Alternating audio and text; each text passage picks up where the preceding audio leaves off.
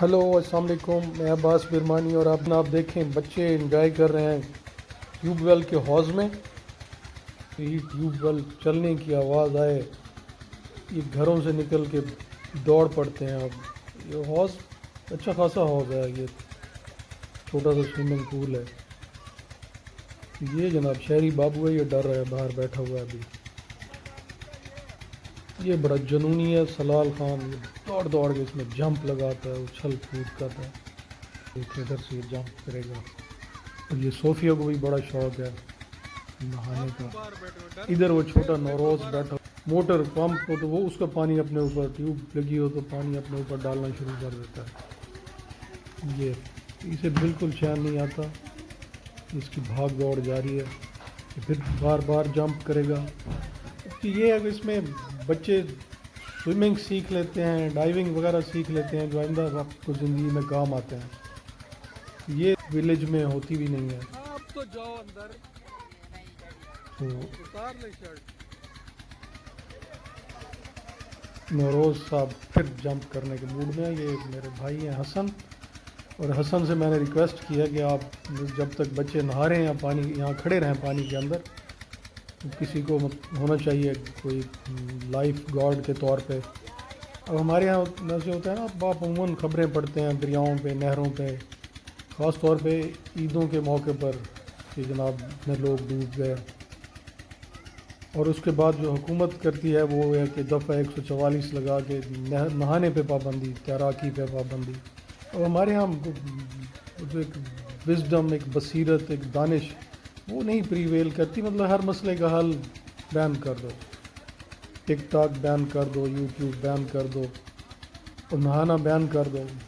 بھائی آپ جگہیں مقرر کر دیں کہ یہاں مطلب جو سیف جگہیں ہوں، جہاں پانی زیادہ نہ ہو دریاؤں کے کنارے، جہاں بھنور نہ ہو، پھر آپ وہاں لائف گارڈ تعینات کر دیں۔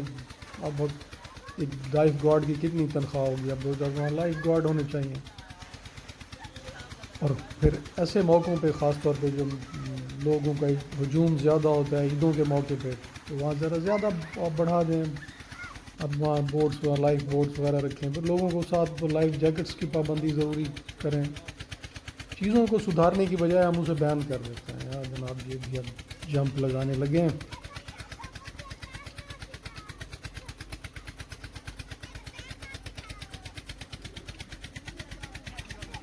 یہ جناب یہ صوفیہ اسی سے بھی بڑا شوق ہے، سلال اور صوفیہ جنونی ہے۔